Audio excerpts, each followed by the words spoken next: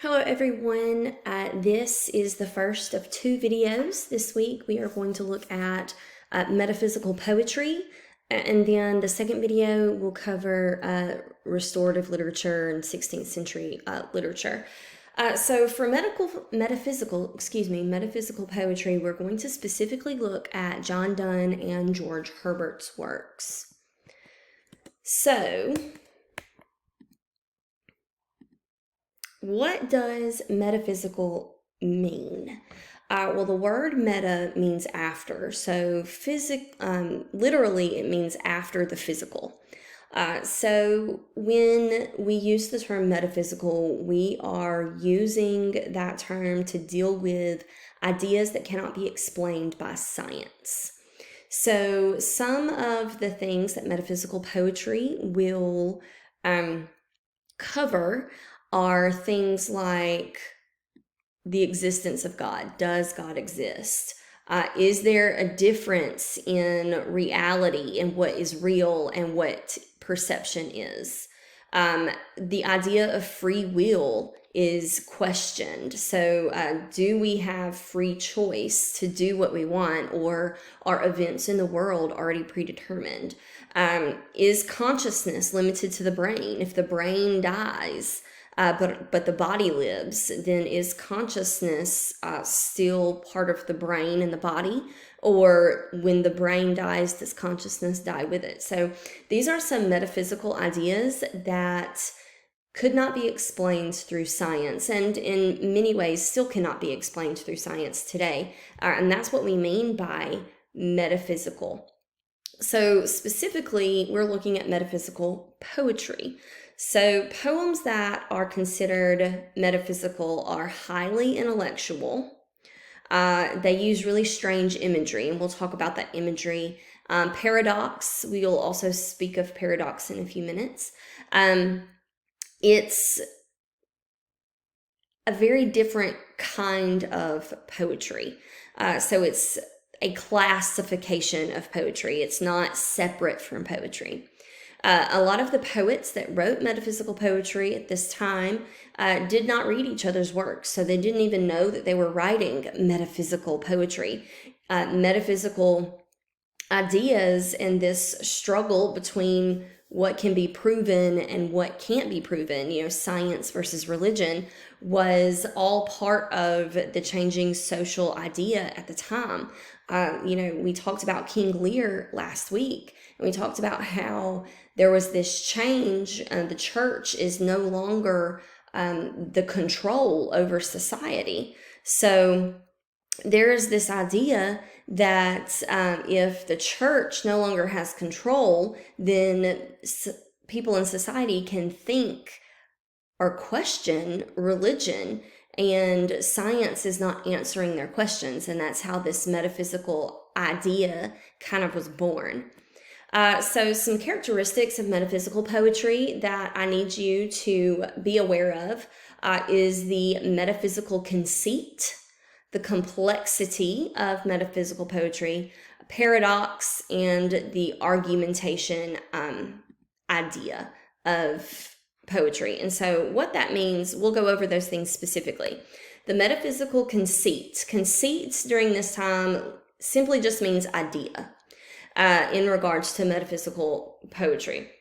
So the official definition is metaphysical conceit is the combination of heterogeneous, so different ideas that are merged together with violence, and those two ideas are sustained throughout the poem.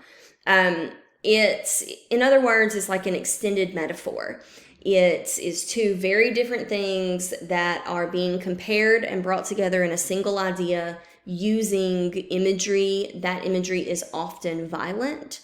One of the most famous conceits in metaphysical poetry is John Donne's compass that he uses in A Valediction forbidding mourning, which we will talk about in just a few minutes. These poems are complex.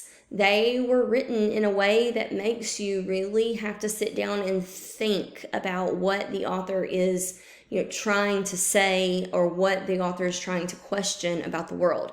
So if you read a poem and you don't understand it the first time you read it, that's probably a pretty good sign that you're on the right track, because these poems were designed to make you really sit and think about what is going on. You may have to read a poem or a line of poetry 3, 4, 5 times before it really starts to kind of sink in. These poems always have some kind of paradox involved. The only things that we know are that we don't know things. So, this paradox is, a contradiction. When we talk about death be not proud, the only way for, not death be not proud. When we talk about batter my heart, he talks at the very end about how the only way he can be free is for God to imprison him. Well, being imprisoned and being free are opposites of one another. So it is a paradox for him to say that the only way for him to be free is to be imprisoned. So there's always going to be a paradox in metaphysical poetry. And then there's this argumentative form. Metaphysical poetry involves some kind of argument. There's always someone that the poet is speaking to and is trying to convince whoever he is speaking to, is trying to convince him of something. In The Flea, which we'll talk about in a second, John Donne is trying to convince a young lady to do something. In the Holy Sonnet, in Death Be Not Proud, Holy Sonnet 10, he is trying to convince death to believe something. In Batter Thy Heart, so Holy Sonnet 14, he's trying to convince God to do something. So there is this argumentative form in metaphysical poetry. So let's talk about John Donne specifically. So last week we read King Lear. So King Lear was written by Shakespeare. John Donne was only 8 years younger than Shakespeare.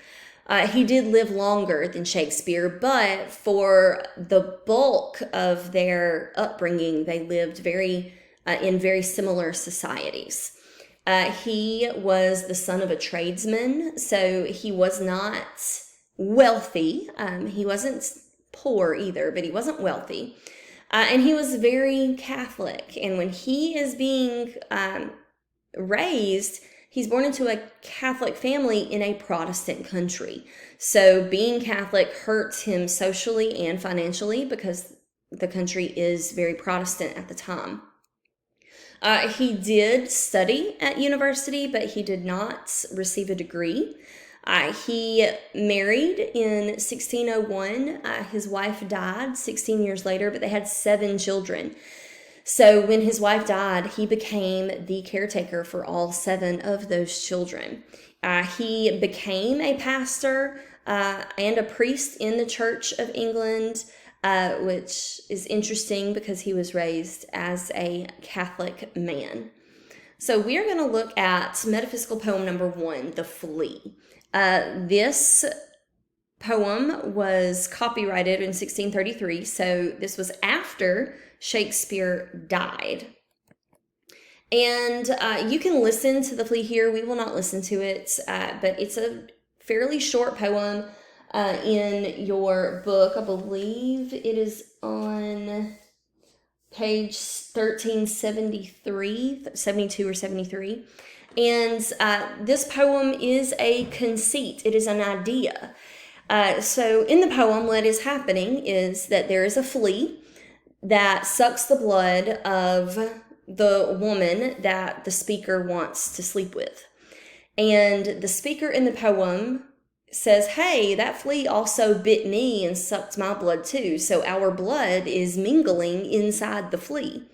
And he uses that idea to try to persuade the woman to sleep with him because it can't be a sin if they sleep together because their blood has already been mixed in the flea. And if being bitten by a flea is not a sin and their blood is already mixed together, then sleeping together cannot be a sin either because they have already been bonded. So I don't know, the flea is kind of a disgusting way to pick up women, but that was his intention with this poem, was to convince a lady to sleep with him because a flea had bitten the two of them. He has another poem called The Valediction Forbidden Mourning. And this was also copyrighted after Shakespeare died. And in this poem, it's about a compass. So this picture right here is a compass. You might have used these in math class to draw circles or other shapes. But this is a compass.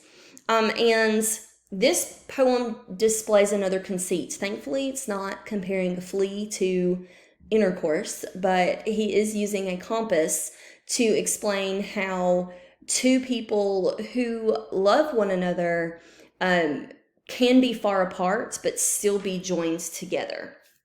So if you'll look at a compass, what he's saying here is that each leg of the compass is one person in a relationship. So you've got these two people, and even though they are far apart, eventually they come together.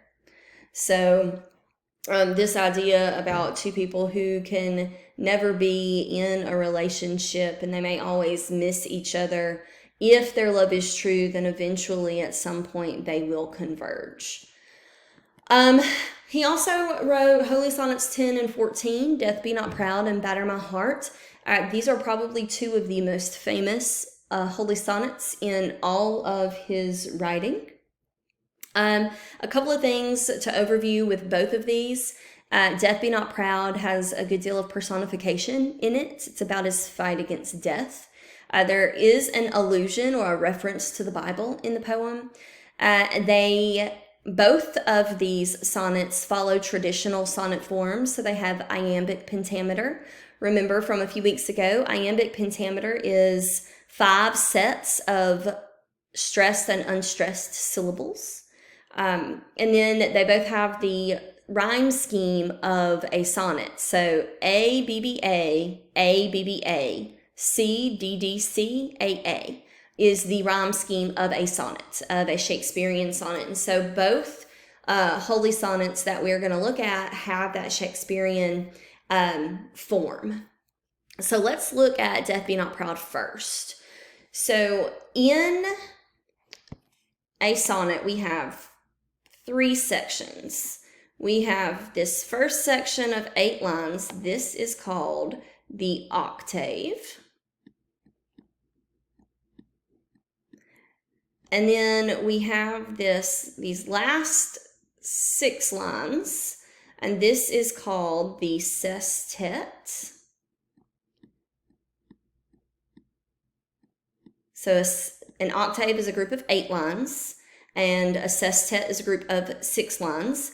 But within this sestet, we have this couplet at the end. So what happens in a sonnet is we have a different tone in the octave, and when the octave changes to the sestet, the tone of the poem changes. So let's look at the rhyme scheme first. So we have A, B, B, A, B, B, A. So we have V, which is A. Now, and then the second line we end with so. Well, the and so do not rhyme. So the second line is B. So the, so, and then overthrow. Well, overthrow rhymes with so that is also a B. And then we have me in the 4th line. Me rhymes with the, so that is A. So we have A, B, B, A. And then we have B, which also rhymes with the and me, so that is A as well. And then we have flow, which rhymes with so and overthrow, so that is a B. And then we have go, which rhymes with flow, overthrow, so. And then delivery rhymes with be, me, and thee, so that is A. So the octave here is A, B, B, A, B, B, A. And then when we have our sestet, the first part of our sestet starts with men. Well, men does not rhyme with delivery, which is an A, or go, which is a B. So that creates a C. And then we have dwell. Dwell doesn't rhyme with delivery. It does not rhyme with go, and it does not rhyme with men. So that would make it a D. And then we have well, which does rhyme with dwell. So since dwell is D, well would be a D. And we have then in the next line, and then rhymes with men, and men is a C, so then would be a C as well.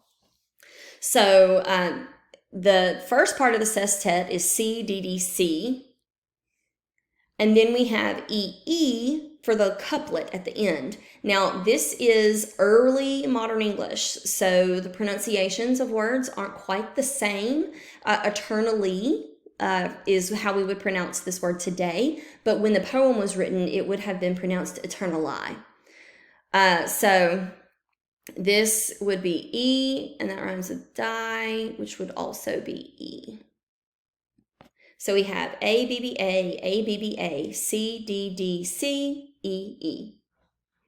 So that's our rhyme scheme. So let's look at the tone of the poem. Here we have, death be not proud, though some have called thee. So he's talking to death, right?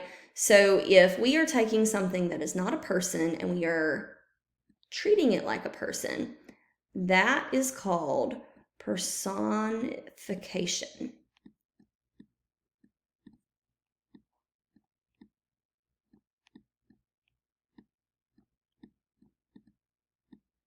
So death is being personified, and death be not proud. So he says, death be not proud, though some have called thee mighty and dreadful, for thou art not so. For those whom thinkest thou dost overthrow, die not, poor death, nor yet canst thou kill me. From rest and sleep, which but thy pictures be, much pleasure. Then from thee much more must flow, and soonest our best men with thee do go, rest their bones and soul's delivery.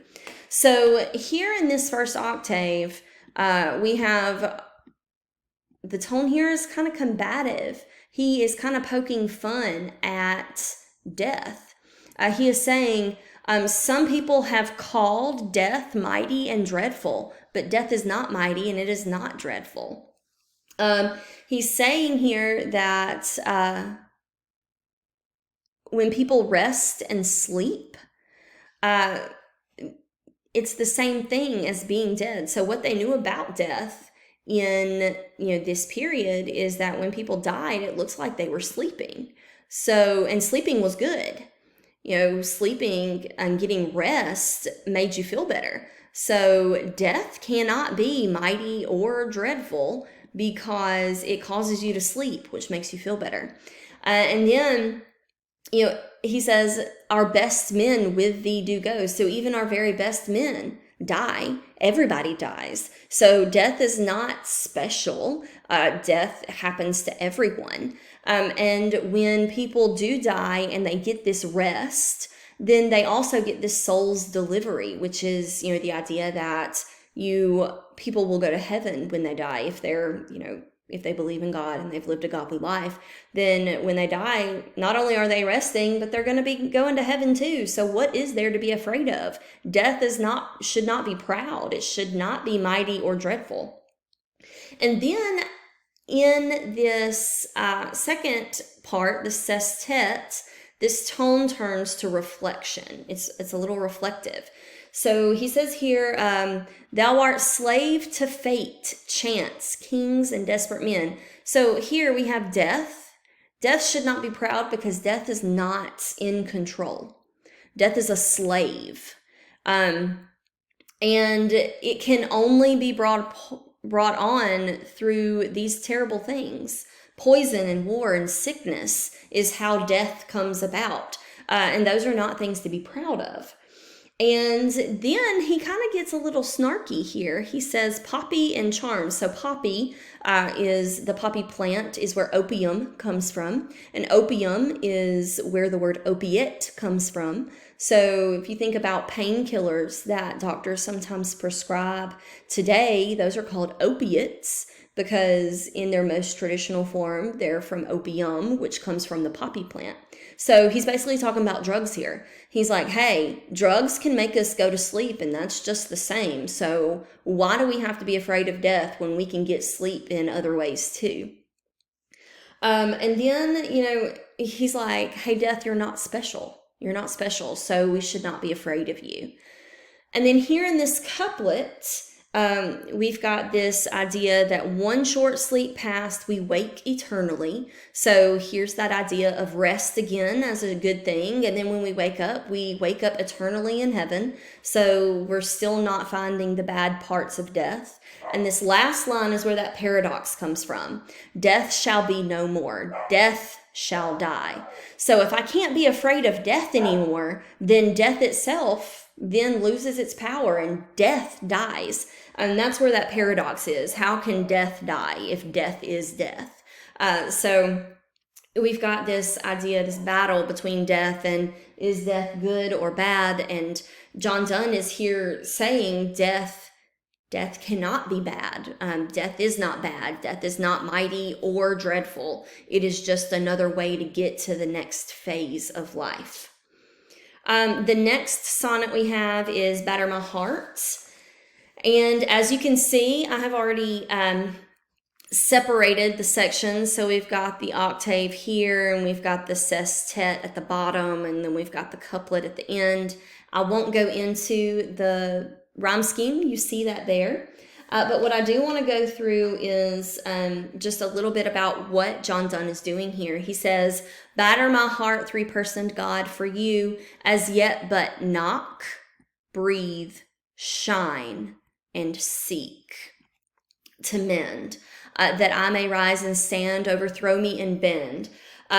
You force to break, blow, burn, and make me new. So what he's trying to do here is in this top part, he is talking directly to God, and he's saying that God is treating him softly, right? He's treating him softly. And he's saying God is knocking and breathing and shining and seeking in his life. And what he wants God to do, instead of knock, he wants God to break. Instead of breathe, he wants God to blow. Instead of shine, he wants God to burn. Instead of seeking to mend, he wants to make him new. So we've got this idea of God is being soft, and the speaker here wants God to be violent. He wants God to forcefully make a change in his life.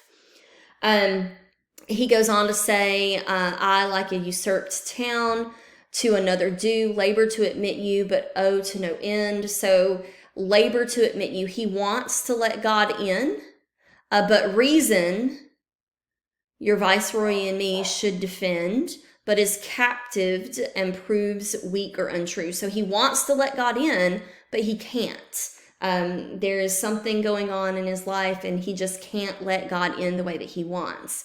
And then he later goes on in the bottom part of the sestet, he changes from this kind of violent idea to this kind of begging. He's begging here.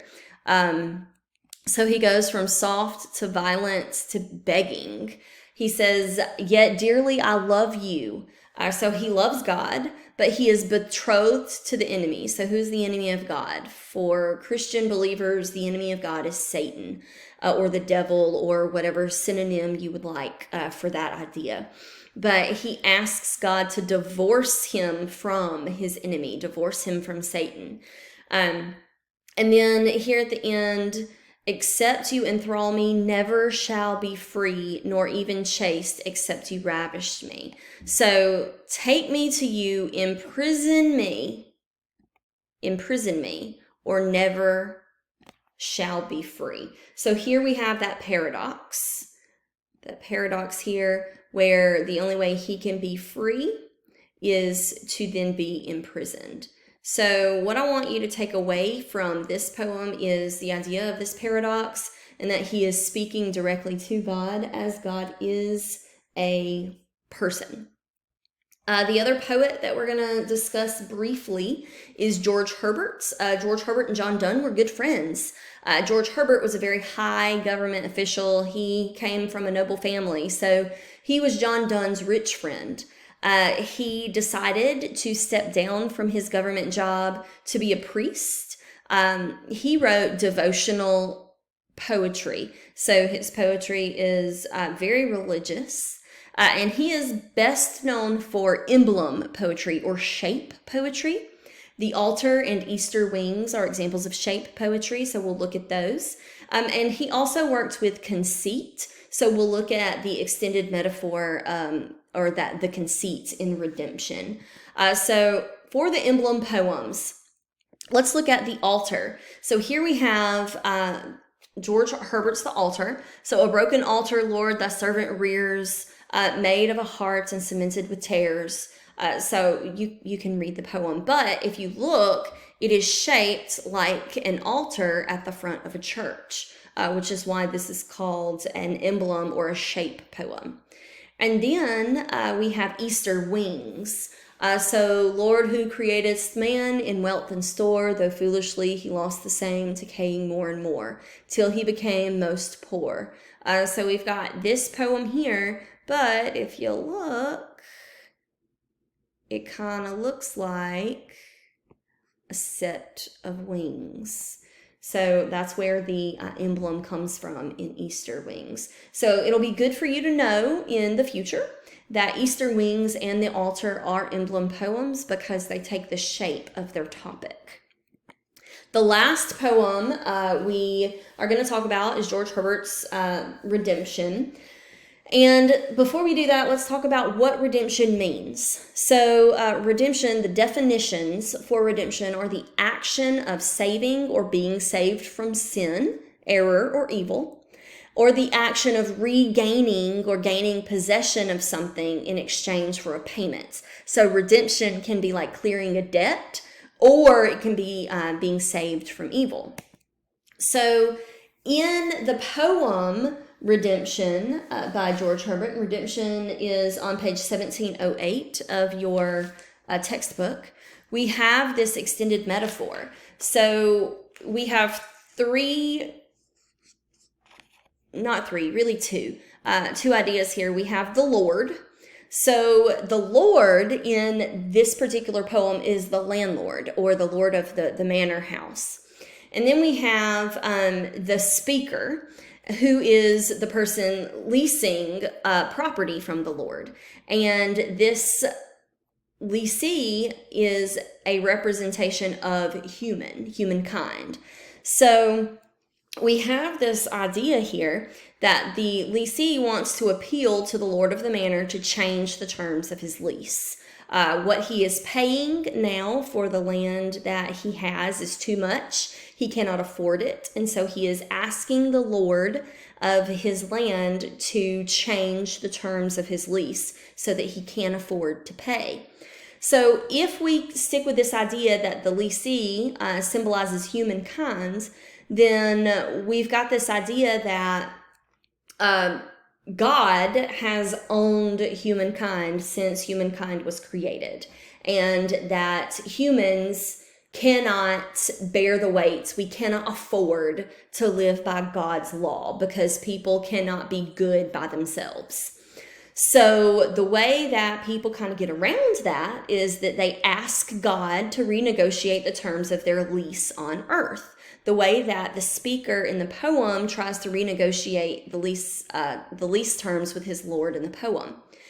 And the poem ends with George Herbert's answer and realization that God has already decided on a solution. So the Lord of the manor in the poem has already decided on a solution for his leasee, the way that God has decided on a solution for all of these humans that he has made that cannot live up to his law. So he has decided to renegotiate terms by paying for all humankind's ills. So if you are familiar with the Christian Bible, God sent his only son, Jesus Christ, to earth to pay for all of Christian sin. So that is kind of George Herbert's connection with the Bible and how humankind has been redeemed through religion, through Christianity, the same way that the landlord in his poem has redeemed the people leasing his land in the poem. So remember, George Herbert left his government job to be a priest, and all of his poems I have a very strong Christian religious connection. So this is where his connection fits in his poem about redemption.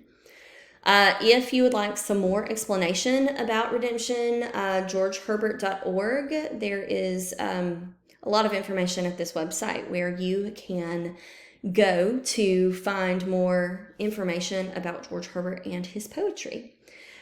Please read the selected poems that are listed on Blackboard. They are from Volume C, the third book in your literature series. And then be sure you take the quiz at the end of the week. If you have any questions, please feel free to email me. I will be on email for the rest of the week, so you should not have any trouble getting in contact with me. If you have any questions, let me know. Thank you.